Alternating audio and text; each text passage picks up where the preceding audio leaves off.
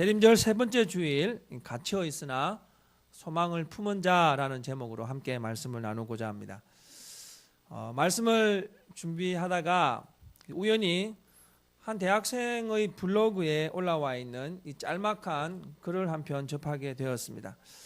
이 짤막한 글을 여러분에게 소개하겠지만 이 글을 보면서 자신이 꿈을 잃은 세대다라고 이렇게 소개하고 있는데, 그러면서 오늘날의 시대 사도를 비판하고 있습니다. 제가 그 글을 여러분에게 잠시 소개하겠습니다. 대부분의 수많은 학생들은 대기업, 은행, 공무원이 꿈이라고 정해놓고 거기에 매달리는 것을 보면 안타깝기 그지없다. 사실 부끄러운 이야기지만 이렇게 비판하고 있는 내 자신조차도 당장의 취업을 걱정해야 하는 현실이다. 무엇이 우리를 이렇게 만들어 놓은 것일까? 사회 통념? 사회 현실? 아니면 대학생들 각자의 마음가짐이 문제인 걸까? 제가 이 짧은 글을 여러분에게 소개하는 이유는 이 학생이 글을 너무 잘 써서 소개하는 것이 아닙니다. 이 짧은 글 속에 배어 있는 이 시대에 만연해 있는 꿈의 상실이라는 이 현상 때문입니다. 문제는 이 꿈의 상실이 비단 청년들만의 문제가 아니라 아마도 우리나라를 살아가고 있는 전 세대를 아우르는 그런 문제이다는 것입니다. 더불어서 무엇이, 아니 누구에게 우리의 이 꿈과 열정을 죄당 잡혔는지 한번 심각하게 고민하게 하는 문제이기도 합니다. 여러분 한번 보시겠습니까? 20대는요 취업을 걱정해야 하는 시대가 되었습니다. 그러면 30대는 편안할까요? 30대는요 들어간 그 회사에서 어떻게 하면 잘 정착해야 할까를 끊임없이 고민합니다. 40대는 어떨까요, 여러분? 40대는 정착했는가 싶었는데 다시 이직을 해야 하는 이런 고민의 기로에 서 있다고 합니다. 50대는 여러분 도무지 구할 수도 없는 죄취업의 전선을 고민하는 세대가 되었습니다. 그러면 여러분 60대 이상이 되면 모든 것이 해결되어질까요? 점점 더 늘어나는 실버푸어의 현실. 여러분 이 실버푸어의 현실로 인해서 60대 이상 되시는 분들은 점점 더 고독하고 황망한 삶을 살아가고 있습니다. 노년의 삶이 이러하니 그들의 삶이 꿈과 이상에서 점점 더 멀어지고 있는 것은 당연한 현실이라고 생각할 수 있습니다. 여러분 이런 치명적인 생존 현실 속에서 과연 꿈이 꿈일 수 있을까요? 어쩌면 꿈은 한낱 공상에 지나지 않는다라고 말할지 모르겠습니다. 아마도 우리는 이 푸시킨이라고 하는 시인이 말한 신말처럼 삶이 나를 속인다 할지라도, 여러분 삶이 우리를 속인다고 우리의 꿈마저 사치로 여기면서 그 꿈을 꿀 자격조차 없는 것일까요? 이런 암담한 현실의 이야기는요 오늘을 살아가고 있는 우리들에게만 적용된 것이 아닙니다. 이스라엘 민족은요 바벨론이라고 하는 큰 나라에 패망하면서 두 번째 노예 생활을 살게 됩니다. 430년이라고 하는 긴 노예 생활을 살았던 이 민족이 다시 70년이라고 하는 이 노예 생활을 살고 있다는 것, 여러분 그것이 얼마나 비참한 삶이겠습니까? 시편 137편 1절과 2절을 보시면 바벨론 포로 생활이 얼마나 참담했는가를 잘 보여주고 있습니다. 우리가 바벨론의 여러 강변 거기에 앉아서 시온을 기억하며 울었도다. 그 중에 버드나무에 우리가 우리의 수금을 걸었나니. 이스라엘 백성들을 바벨론의 포로로 잡혀가서 그 옛날 다윗 시대와 솔로몬 시대의 그 번영과 그 어떤 영화를 기억하면서 울었을 거예요. 우리가 어째서 이렇게 되었나? 우리가 왜 이렇게 되었나? 이스라엘 민족이 여러분 그렇게 노래를 즐긴답니다. 그런데 그들이 어떻게 했습니까? 그렇게 즐기던 노래마저 버드나무 가지에 그들의 수금을 걸어버렸다. 노래마저 멈추었다라고 말하고 있습니다. 그런데 여러분 하나님의 때는 70년이 되니까 이스라엘 민족들을 다시 본토로 귀환하게 하십니다. 그때 본토로 귀환한 그들의 노래가 또 우리에게 가슴을 여밉니다. 시편 126편 1절로 2절입니다.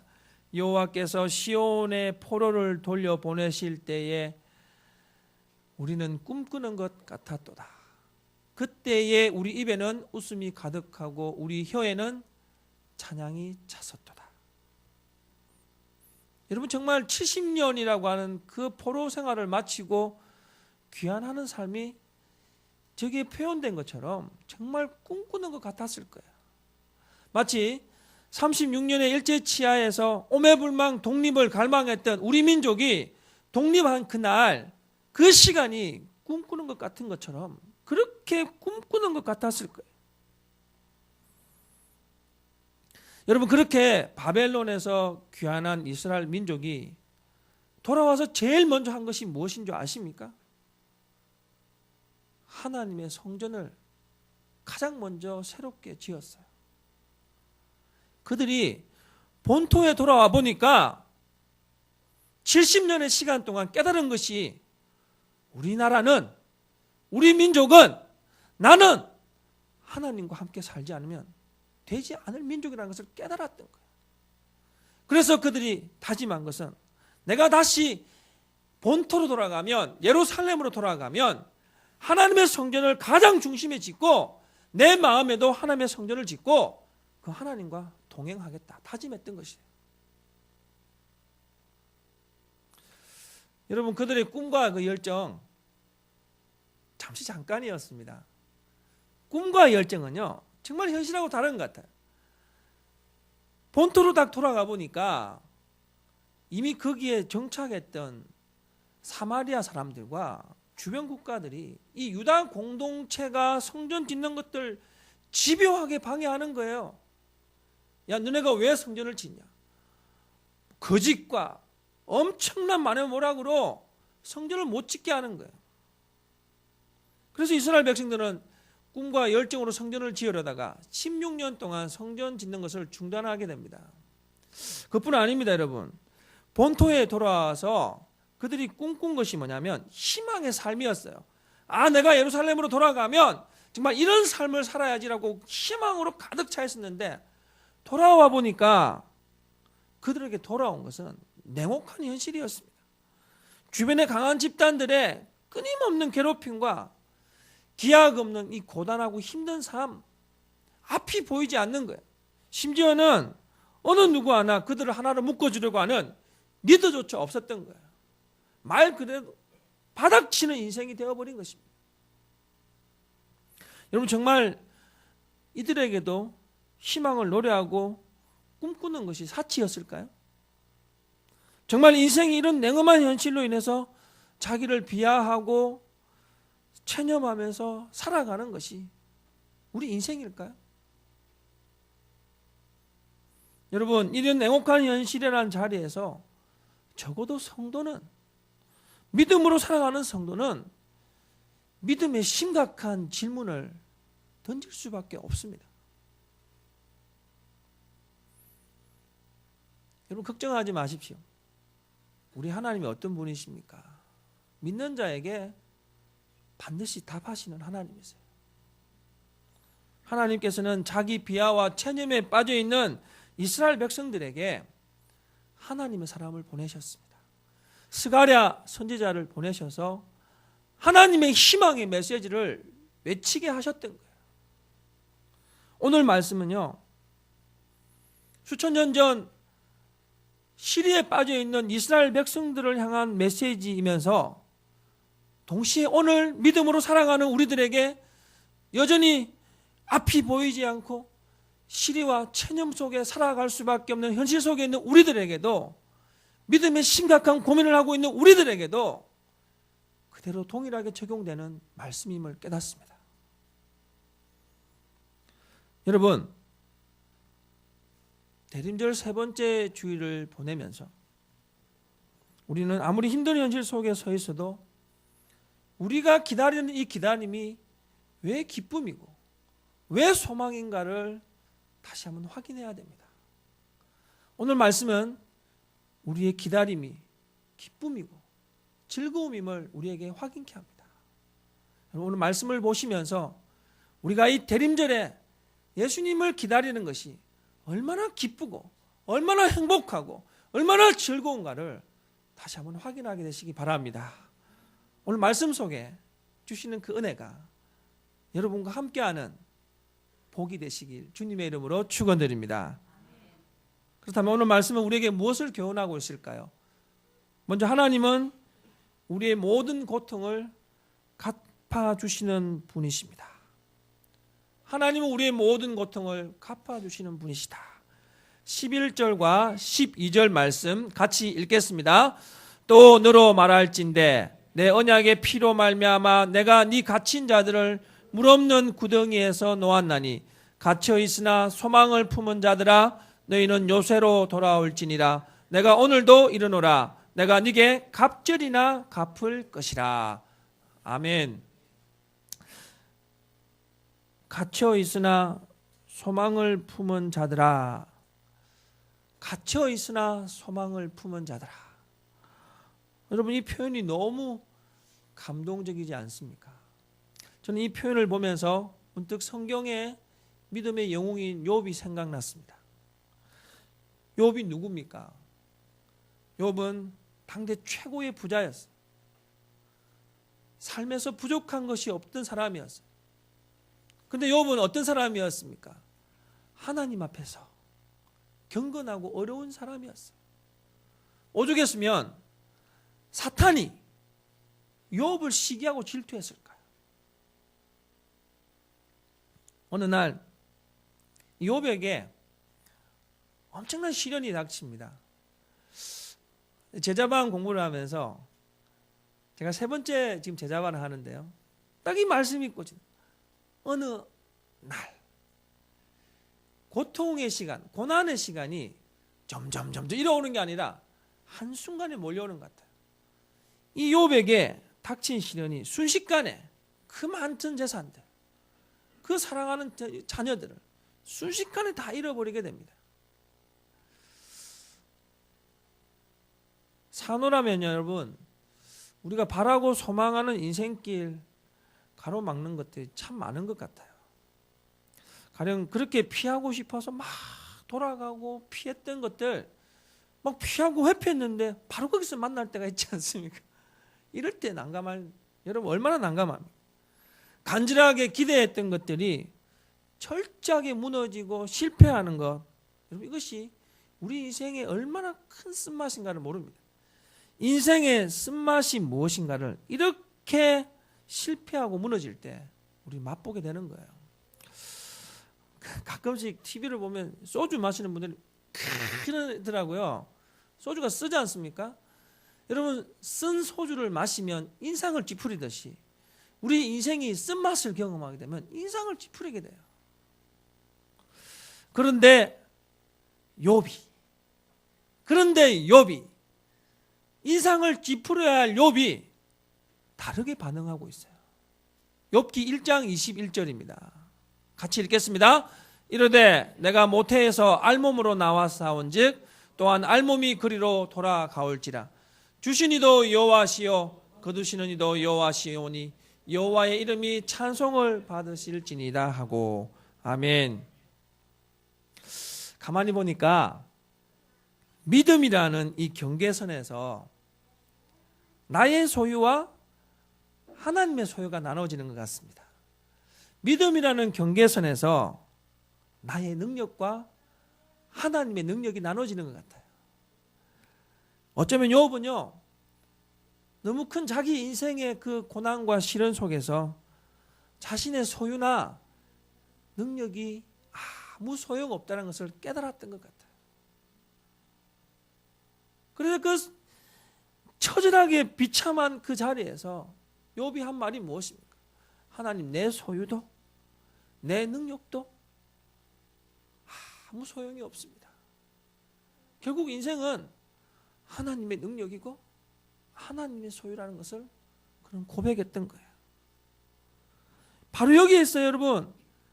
갇혀 있으나 소망을 품은 사람. 욥은 갇힌 인생에서 진정한 소망이 하나님을 그 갇힌 인생에서, 처절한 인생에서 깨달았던 거예요. 소망으로 욥은 하나님의 요새로 들어갔습니다. 갇혀 있으나 소망을 품은 자들아 너희는 요새로 돌아올지니라. 하나님의 요새로 들어갔더니 하나님께서 욥을 갑절로 갚아주셨어요. 여러분, 우리 인생들은 예외 없이 이 냉혹한 세상 속에 갇혀 있습니다. 여러분, 냉혹하다고 우리 이 냉혹한 현실을 피하거나 무시할 수도 없는 것이 우리가 살아가는 세상입니다. 하지만 믿는 자들이 좌절하거나 실망하지 않는 이유는 우리의 그 모든 아픔과 고통을 다 갚아주시는 능력 있는 분이 계시기 때문입니다. 마른 웅덩이에 갇혀 있어도 우리를 건져주실 분이 계시기 때문에 우리는 좌절하지 않는 거예요. 성탄을 기다리고 다시 오실 예수님을 기다리는 이유는 우리 주님이 다시 오시면 우리의 고난, 우리의 슬픔, 우리의 아픔, 그 주님이 다 갚아주시기 때문입니다. 여러분, 대림절 기간 우리가 기다리는 예수님께서 다시 오셔서 여러분을 가두고 있는 인생의 그 많은 무거운 것들, 그 아픔들 갑절로 갚아주실 줄로 믿습니다. 갇혀있지만, 여러분을 가두고 있는 것이 있지만 좌절하거나 실망하지 마십시오. 우리 주님께서 여러분에게 갑절의 은혜로 갚아주실 줄로 믿습니다. 이 대림절의 시간이 이런 하나님의 갚아주심을 경험하게 되는 시간 되시길 주님의 이름으로 축원드립니다. 두 번째, 오늘 말씀이 우리에게 교훈하는 것은 하나님의 갚아주심이 우리를 승리자 되게 하신다라는 것입니다. 13절로 15절을 보면 마치 전쟁터에서 전쟁하는 내용 같은데요. 제가 한번 다시 읽겠습니다. 내가 유다를 당긴 활로 삼고 에브라임을 끼운 화살로 삼았으니 시온아, 내가 네 자식들을 일으켜 헬라 자식들을 치게 하며 너를 용사의 칼과 같게 하리라. 여러분, 갇혀 있으나 소망을 품은 자들이라는 표현으로 다시 돌아가서 다시 한번 마음이 진한 감동이 와요. 저 역시 인생에 갇혀 있는 것이 너무 많은데 그 많은 갇혀 있는 것 속에서 소망을 품고 사는 것이 얼마나 큰 은혜인가 다시 한번 깨달아져요. 왜냐하면 세상은요, 진정한 승리자가 누구인지를 잘 모르는 것 같아요. 요즘에 많이 한간에서 떠도는 말이 갑질이라는 말 아닙니까? 얼마 전에 또 갑질 행위 때문에 또 뭐 매스컴이 얼마나 떠들고 있습니까? 대한항공 부사장의 갑질 행위를 보면서, 물론 여러분 을질 행위를 하는 사람도 잘못이 있어요. 갑질만 잘못 있는 거 아닌 것 같아요. 그런데 갑질 행위를 하는 사람을 보면서 저는 마음에 왜 그래 치근한 마음이 있는지 모르겠어요. 어리석음을 그때 보는 거예요. 세상의 가치관 중에 돈에 관련하여서 두 종류의 사람이 있답니다. 돈을 따라가는 사람이 있고 돈이 따라오는 사람이 있대요. 돈을 따라가는 사람들은 세상의 가치관을 추구하는 자들이라고 말할 수 있겠죠. 여러분, 돈을 따라가는 사람들은 돈이면 무엇이든 다 할 수 있다라고 생각합니다. 그래서 돈 조금만 가진 사람만 보면 부러워하는 거예요. 여러분, 돈만 그러겠습니까?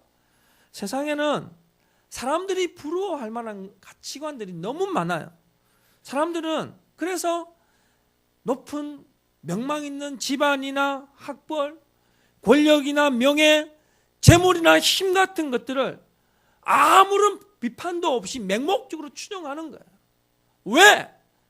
그게 좋은 것들이 너무 많이 있다고 생각하기 때문이에요. 그것들이 우리 인생을 성공으로 이끌어간다고 생각하기 때문이에요. 그런데 여러분, 정말 그것들이 우리 인생을 진정한 성공으로 인도하는 것일까요? 이스라엘 주변에 두로와 시돈이라는 나라가 있었습니다. 이 성경은 이 두로와 시돈을 어떻게 평가하고 있냐면 굉장히 지혜로운 나라다라고 이렇게 평가하고 있어요. 근데 참 재밌는 건요, 굉장히 지혜로운 나라다라고 말하면서 이런 얘기를 합니다. 자기를 위해서 요새를 건축하고 은과 금을 가득가득 쌓았는데, 여러분 9장 4절 한번 읽어보시겠습니다. 9장 4절 같이 읽겠습니다. 주께서 그를 정복하시며 그의 권세를 바다에 쳐넣으시리니 그가 불에 삼켜질지라. 아멘. 통쾌하더라고요, 여러분. 야, 내 지혜롭다, 나 좀 가졌다라고 막 쌓아가는데 하나님이 어떻게 하시냐면 주께서 그를 정복하시며 그의 권세를 바다에 쳐넣으시리니 그가 불에 삼켜질지라. 본문 13절에 나와 있는 헬라 자식들이란 당대 이스라엘을 가장 대적하는 강력한 세상의 힘을 상징하는 표현입니다. 여러분이 잘 알고 있는 알렉산더 제국의 그 강력한 힘을 얘기하는 거예요. 그런데 여러분, 뭐라고 말씀하십니까? 하나님께서 갚아주시는 백성이 그 강력한 헬라 자식들을 쳐서 부수어 버릴 것이다. 어떻게 말합니까? 유다를 당긴 활로 삼고 에브라임을 화살로 삼아서 그들에게 용사같이 칼을 들고 그들을 무너뜨릴 것이다. 예수를 믿는다고 하면서 적잖은 많은 사람들이 여전히 세상의 가치들이 우리를 성공의 길로 인도해 줄 것이라고 생각하는 사람들이 적잖이 있습니다. 하지만 진정한 인생 성공의 키는 하나님 손에 있습니다. 하나님께서는 그 키를 예수님께 맡기셨어요. 그래서 우리가 대림절을 기다리는 것은 소망과 기쁨으로 기다릴 수밖에 없는 거예요. 왜냐하면 인생의 진정한 성공을 우리 주님께서 지고 계시기 때문입니다. 사랑하는 성도 여러분, 여러분 지금 대림절의 시간을 어떠한 자세로 기다리고 있습니까? 어떠한 자세로 보내고 있습니까? 여러분이 보내는 이 대림절의 시간이 소망이고 믿음이라고 한다면 여러분 인생은 성공입니다. 여러분 진정한 성공자이십니다. 소망으로 기다리는 자를 우리 하나님은 갑절로 갚아주십니다. 여러분의 인생 참 성공의 길로 인도하시는 그 주님으로 인해서 다시 한번 갚아주심의 그 은혜와 진정한 승리의 기쁨을 맛보게 되시길 주님의 이름으로 축원드립니다. 결국 여러분, 하나님을 소망하는 자를 우리 하나님은 동행하십니다. 16절과 17절 말씀을 보니까 하나님과 동행하는 것이 얼마나 구체적이고 확실한 은혜인가를 정말 잘 보여주고 있어요. 16절과 17절에는요, 하나님과 동행하는 자에게 허락하시는 4가지 보상이 나와 있습니다. 첫 번째는 우리의 이름을 높여주시는 것, 두 번째는 우리를 형통하게 하시는 것, 세 번째는 우리를 아름답게 하시는 것, 네 번째는 우리를 강하게 하시는 것. 하나님과 동행하면 우리의 영육혼이 아름다워지고 우리의 영육혼이 형통하게 되고 우리의 영육혼이 아름답게 되고 우리의 영육혼이 강건하게 될 줄로 믿습니다. 여러분 누가 예쁜 줄 아십니까? 제가 TV를 보면서 한 가지 깨달은 것이 있어요. 여러분 잘 모르실 거예요. TV에 보면 종편에 같은 시간대에 같은 채널에 다른 채널에서 그 뉴스하는 앵커들이 나옵니다. 근데 한 앵커는 굉장히 예뻐요. 근데 차가워요. 근데 한 앵커는요, 좀 예쁘기는 이 사람보다 좀 못한 것 같은데 보면 막 호감이 가요. 제가 뒷조사를 좀 했어요. 그렇게 탁월하게 예쁘지는 않는데 호감이 가는 그 여인에게 예수 믿음이라는 이름표가 붙어 있더라고요.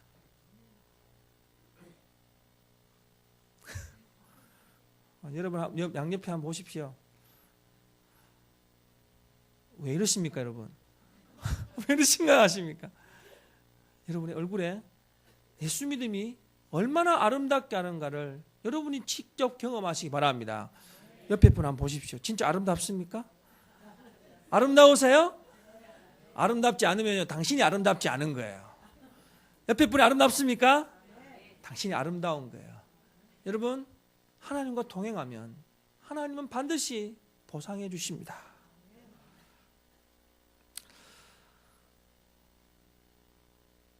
살아가다 보니까 참 힘든 일을 많이 경험하게 돼요.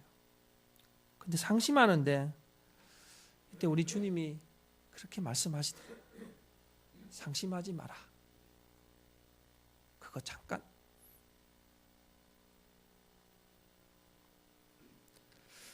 그런데 살아가다 보면 참 기쁜 일도 많이 맞이하는 것 같아요. 그때 주님이 말씀하시더라고요. 너무 흥분하지 마라. 그것도 잠시 잠깐이에요. 그럼 하나님 어떻게 살아야 돼요? 매일매일 좋은 날로 만드는 거예요. 좋은 날 만드는 게 어디 있습니까? 하나님과 동행하면 됩니다. 하나님과 동행하면 그분이 우리의 소망이 되시고 그분이 우리의 인생의 힘이 되시고 우리 인생에 분명한 길을 보여주십니다.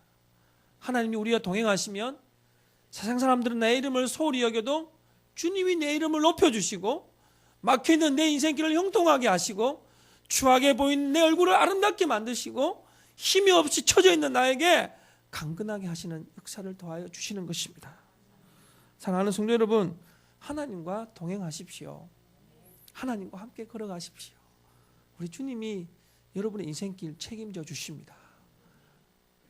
흔들리지 마십시오. 상심하지 마십시오. 하나님과 함께 동행하셔서 하나님을 소망하는 자에게 주시는 그 은혜를 경험하는 저와 여러분 되시기 바랍니다. 여러분, 우리가 살아가는 이 세상, 우리가 호흡이 멈추는 그날까지 여전히 우리는 이 세상에 갇혀 살아갈 겁니다. 이 갇힌 세상에서 자유로울 수도 없어요. 그렇다고 여러분 체념만 하고 살겠습니까? 오늘 말씀이 이 갇힌 인생에서 소망을 간직하고 살아가는 것이 얼마나 큰 행복인가를 보여주고 있습니다. 여러분, 서두에 말씀드렸던 희망이 없는 꿈을 잃은 세대라고 말하지만 우리는 여전히 꿈을 잃지 않았어요. 소망을 잃지 않았어요.